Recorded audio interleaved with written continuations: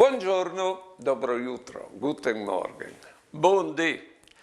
Ho chiamato questi speraulis che pensi che sedin di Taresi e di Calcutta, bielis, sentite.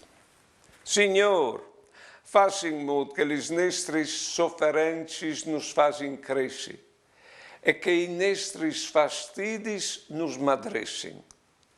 Chiappe sulle nostre spori se trasformili in fiducia. Chiappe sulla nostre rabbie, fas che diventi preghiere. Chiappe il nostro avvilimento e fallo diventare fede. Chiappe la nostra solitudine, del nostro essi di besoi e fallo diventare contemplazione. Chiappe su il nostro malsta e fallo diventare serenità.